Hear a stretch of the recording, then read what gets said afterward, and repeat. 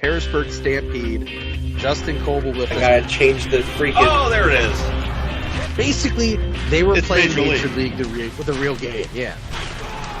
Oh, shit. There's the Hattie. Welcome to episode 83 of the Non-Letter Sports Podcast. My name is Jason. I'm David. And this is home of Sports Talk for the Average Joe.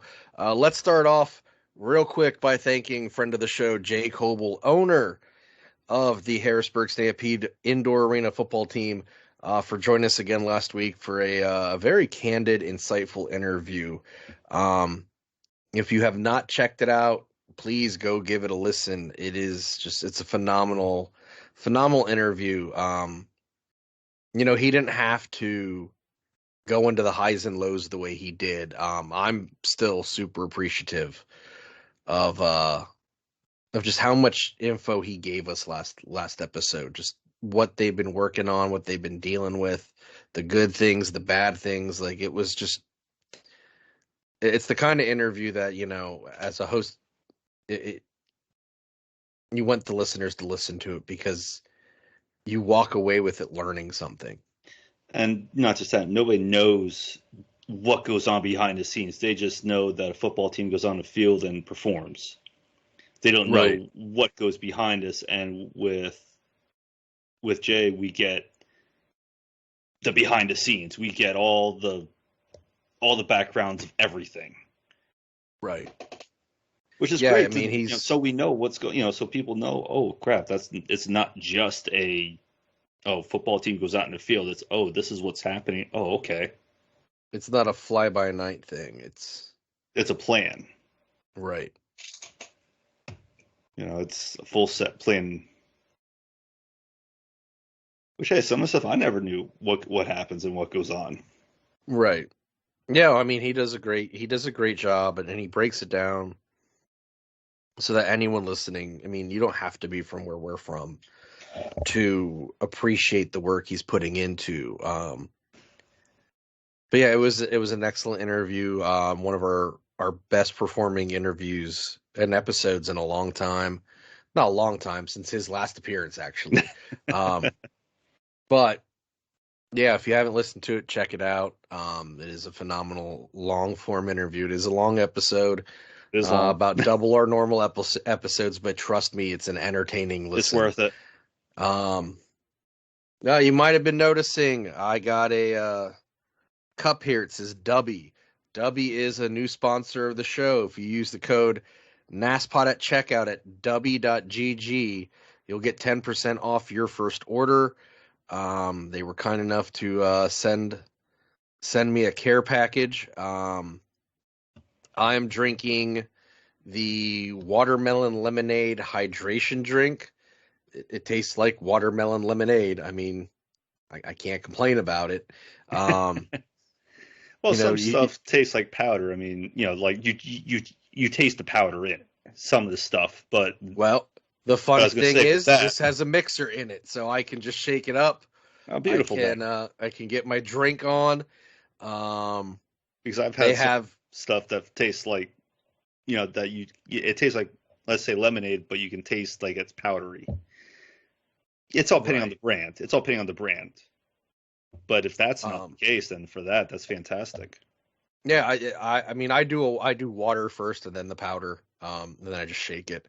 But I would recommend, if you want to give our code a try, use your 10% off code and get the starter sampler pack. So what you'll get is you'll get the shaker and you'll get 5 samples to try, and that'll kind of give you a good idea if this is something you want to try on your own. I'm very happy with the flavors I've had thus far. I've tried the Dragonade, which is a passion fruit lemonade. I've tried the watermelon lemonade, and I had the pine berry splash. All 3 were very tasty. It gives you the energy without the carbonation. That's always a plus.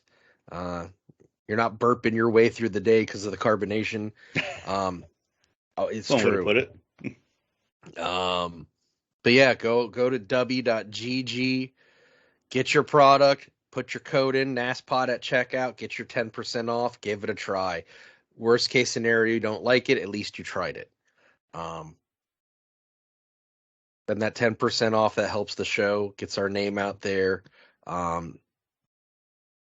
If you love us, give us a shot. You'd have nothing to lose but like $10. Yeah. I'm a horrible pitch man. I might look like Billy Mays' illegitimate son, but I cannot pitch like him. For 5 easy payments of $2.99, you also get the W official shaker. Okay. Oh, jeez. Weren't you him for Halloween already? I've not, but I've been told I should. I just don't do it. All right. So next week, Super Bowl starts up. We got the Pro Bowl competition 2 days in a row this year. Next week, we got the Super Bowl. I already know who you're going with. Everyone knows who you're going with. The listeners know who you're going with. David is a Swiftie. He can't wait to see Taylor Swift and Travis Kelce propose on the 50-yard line. Screw off. Look, I'm not a Swiftie. I mean, it's the elephant in the room. I'm not a Swiftie, but you know that's what it's all going to be about.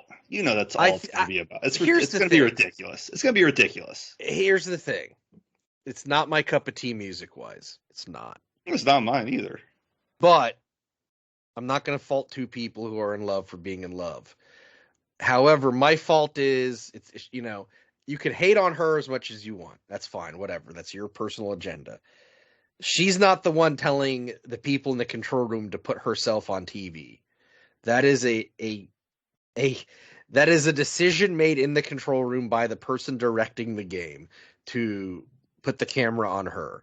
That's beyond her control. Yeah, no, it's no fault to her or Kelce. It's just how people of the broadcasting section of exactly, NFL and that's not her fault. Choose to do this, and it's driving a lot of people nuts. But that's because not her fault. Yeah, no, not blaming either of them. Not blaming hating on the wrong people. Some people are hating on the wrong people. Yeah, I'm just tired of listening to it or hearing about or watching it when you just want to watch the game. I don't care. They're young, they're successful in their fields. They clearly are in a relationship, contrary to what some people think. Good for them. I mean, yeah, they're happy. They're happy. Fantastic. Yeah, nothing but happiness Travis Kelce plays the game the right way. He's a hard-nosed player. That's what you want to see from someone.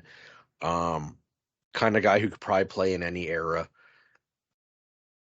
Good for him. He called it. I mean, here's the thing. We got to talk about it because it's part of the whole package this year. He called his shot on his podcast with his brother, and it happened. Good for him. I respect that. You put it out there. You made it happen. Good for you. Now, I do know there's some hate against the Chiefs because people are sick of seeing the Chiefs. I get it. I'm still very happy for Andy Reid. He put in his years in Philadelphia. I think a lot more fans respect him now than they did when he was coaching in Philadelphia. But he's always been a very good coach, very great coach, good motivator, good leader. Nothing but respect and love for Andy Reid. He deserves all the success he's having right now.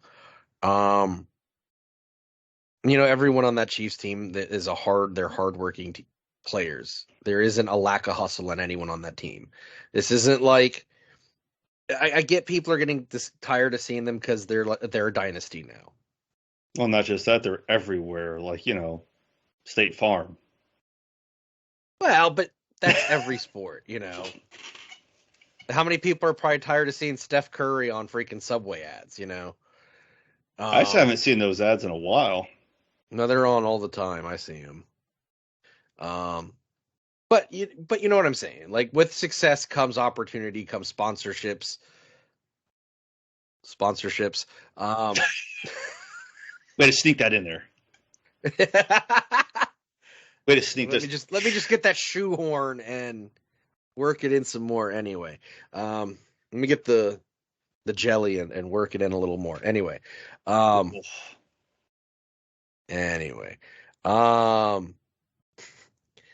but with success breeds opportunity for more advertisements, more sponsorships, more TV time. Michael Jordan was everywhere in the 90s between Nike and Gatorade and McDonald's. I mean, it happens. I do think we're a little more overly sensitive to it because of social media. We see these figures more often, read about them more often than we ever did 30 years ago. But everyone on that team's a hard worker. And they've earned their success that they have. The Niners, I mean, their players carried me in fantasy football this year and have taken me to my first fantasy football championship. Brock Purdy went from being Mr. Irrelevant to being very relevant. To big C Brock.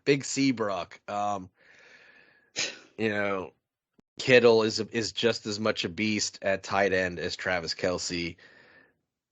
I don't think the Chiefs have an equal to what McCaffrey brings to the table for. No, McCaffrey's. The thing is that with for the McCaffrey, Niners, it's not that he is. A lot of people. He's not a very big guy. He's just very agile, and that's what you need in that position. Yeah. You got Deebo Sammuel. Yeah, he's a beast. Just he's anywhere you put him. I would say where one team lacks, the other team has an advantage. I would say on paper, this is a very even matchup. I would say, and this goes back to last episode, who's hungrier? Who wants it more? Here's the thing. The Chiefs are at the top of the mountain. And you can only be so hungry when you're at the top of the mountain because you've already conquered it. The Niners, they were close last year. They were very close last year. I would say they are the hungrier team. They're the more motivated team at this point because they have more to prove. Yeah, and plus also, I think what would really set the tone is because nobody had trust in Brock Purdy to begin. He went Mr. Irrelevant, and then now he's taken. He took San Francisco to the NFC Championship last year. Unfortunately, got hurt from being, third string, and then now he got pushed to a starter. He pushed out the number one overall to being a starter. So here's what I'm going to say. He's going to be very hungry to prove everybody wrong because he's been catching a lot of flack just because of they think he's just there. Like he's just not as good as they say he is. No, I think he's good. I think he's good too. He's been proving it time and time again. Yeah, we all have our downfalls, but this is not taking anything away from that Niners team last year, but they went up against one of the hardest hitting defenses last season in the Eagles. Oh, they did. That defense. Absolutely they did. And that defense ate them alive. Oh, absolutely they did. But losses like that make a team motivated.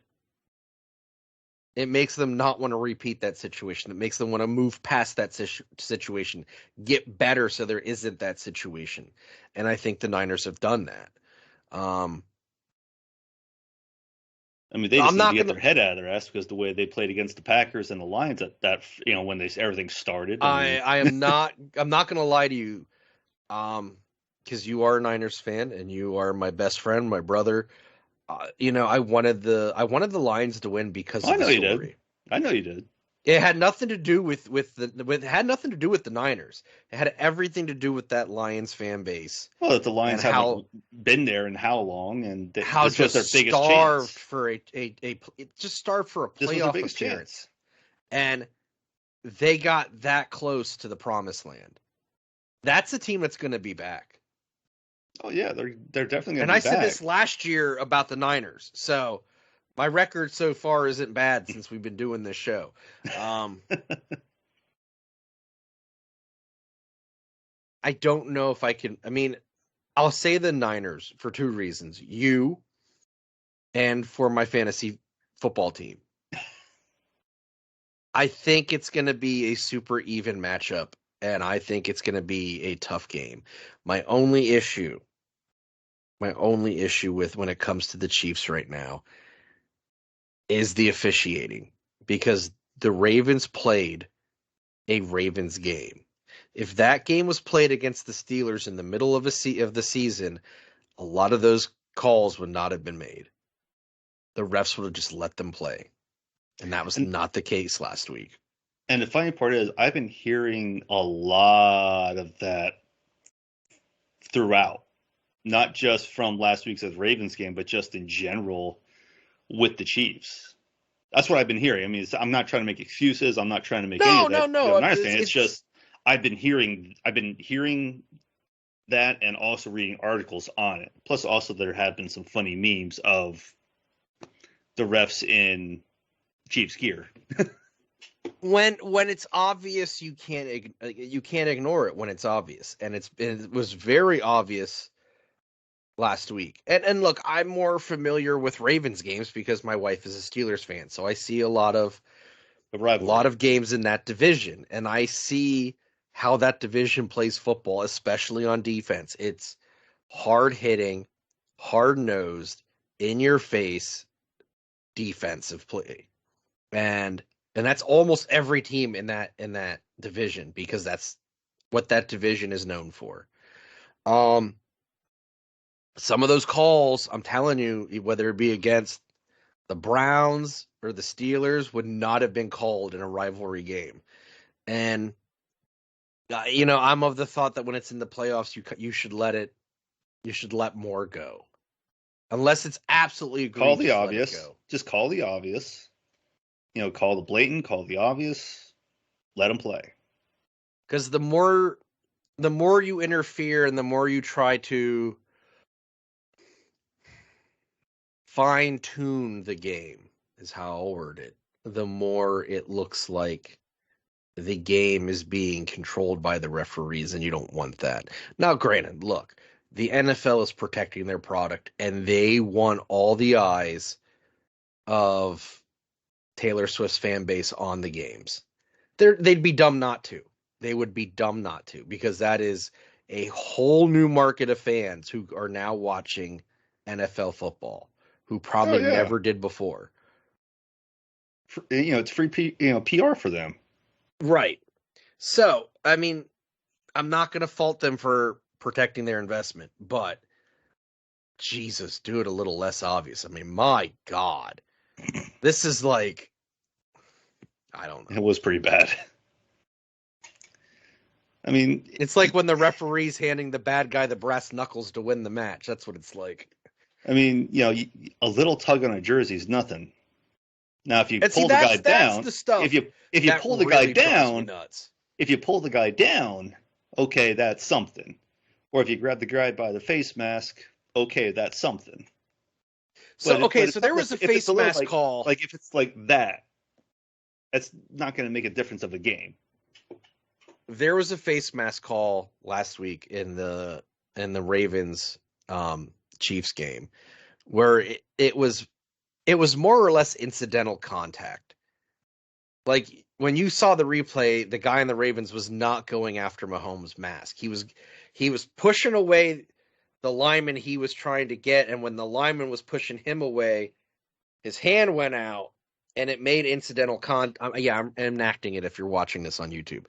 And his hand went up and made incidental contact with Mahomes' face mask, and that was right away. It was a penalty.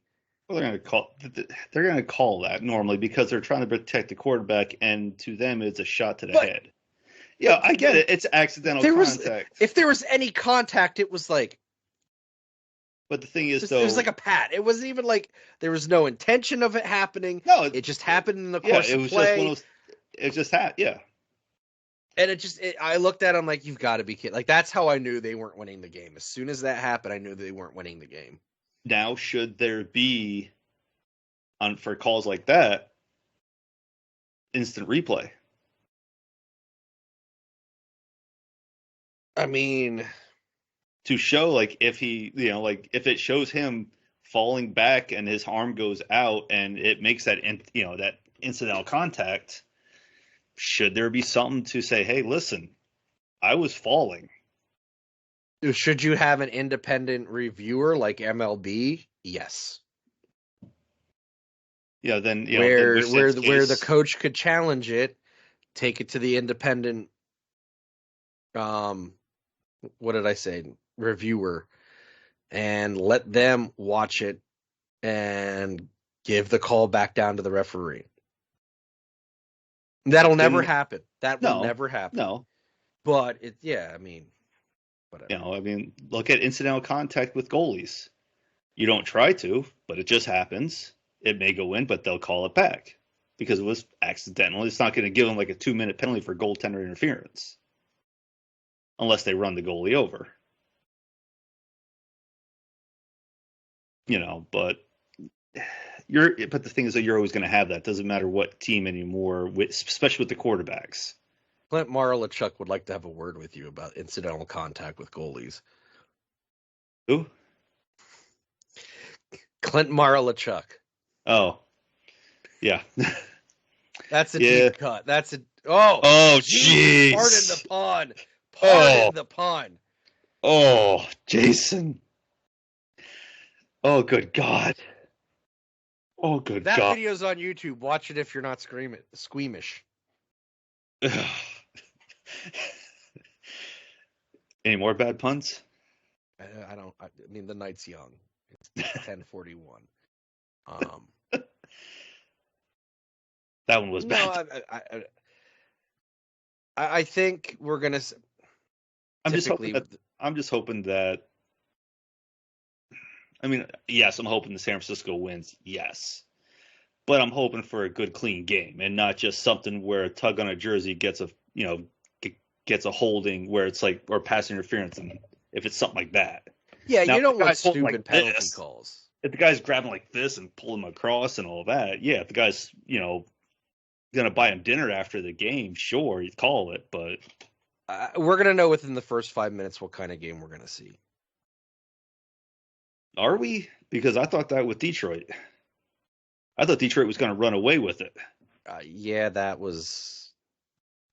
I honestly thought Detroit. I felt for that fan base. Wholeheartedly. I expected Detroit to run away with that game. I purely did. But I will say this: there will be a next year for the Lions. Oh, they'll be back in the playoffs for sure.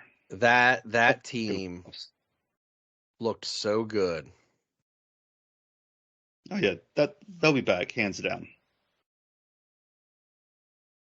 Absolutely. I don't know if I have anything else to add to this. Super Bowl food, wings, nachos, sliders. Yeah, but what are you making? I don't know. I haven't got that far yet. I don't even know what we're doing. We might just stay home and watch it. I don't know. Last year I made cheesesteaks. Last year I made cheesesteak sliders. Because we went to Dave's house, and him and his wife are big Eagles fans. So I made cheesesteak sliders. Gluten-free ones for his wife Hannah, which she freaking appreciated, because not a lot of people keep in mind of her gluten issue. So I always make sure if I'm making something that I'm taking over to their house, it's gluten-free, or there's a gluten-free variety for her. So I did 2 batches of cheesesteak sliders last year. I take care of my friends. Well, you know that. Yeah. I'm thinking about doing the buffalo meatballs. No, those were good. Also thinking of doing the Little Smokies and mixture with barbecue sauce and buffalo sauce.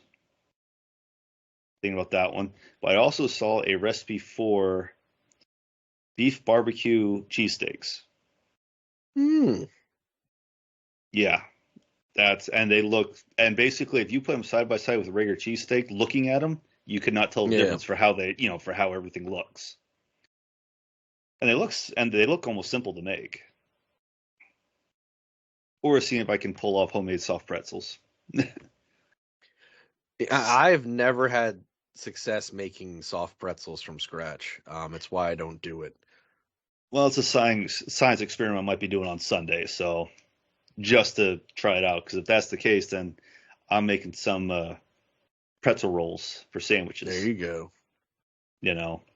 I'm sure if we stay home, Jamie will make buffalo chicken dip. It's one of my weaknesses. No, she makes a good buffalo chicken dip That's too. one of my weaknesses. See, I could be full. I could be like going into a food coma. And you'll still be a skinny bastard. It's, and I'll see the buffalo chicken dip, meatballs, little smokies. I have to just have another bowl. See, the best is taking the leftover buffalo chicken dip and making a buffalo chicken quesadilla with it. We've done that. Yeah, absolutely. That's like the best next day lunch. Yeah, it is because it's you don't. Oh, it's perfect. Not a lot of work. No, it's not. It's simple. That's Simple's one of the simplest. Good sometimes. Yes, it is. It's one of the simplest things to make. So the other night I did Salisbury steak from scratch. No, there you go. That's one of my that's a favorite of mine to make. Did an onion and mushroom gravy. Made homemade mashed potatoes. Hooked it up nice. It was good. Yeah, Holly does those in the crock pot for the day. Mm. So they get nice and basically fall apart when you go and just try to pull it out of the crock pot. Yeah.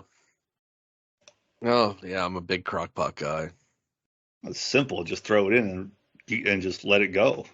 The worst thing about the crock pot is when I'm working, I work from home most of the time, is the house starts to smell more and more delicious as the day goes on. Yeah, that's how the house smells when I make bread. It smells like a bakery. There you go. There you go. That was one of my favorite things when Jamie lived at her stepdad's house when we started dating, and I would ride to her house and we'd ride into work together. We would take Paxton to Cameron to go in, and we'd always drive by the Stroh's Bakery. Oh man, that smelled amazing every morning. Yes, it did. Oh. And because of where she was at in Harrisburg, you could smell the Hershey plant, so I'd show up and I'd get hit with the smell of chocolate. And then going to Cameron Street, I'm getting hit with the smell of bread. I'm like, no wonder I wouldn't like throw down when I get to work. Yeah, you're hungry before you even start. I know. But well, I don't have anything else for this topic. I'm good. All right. Well, with that, that is the end of the first half. Let us know your picks for the Super Bowl on our social media pages. Put it up there. See what you have to say. So we'll be right back.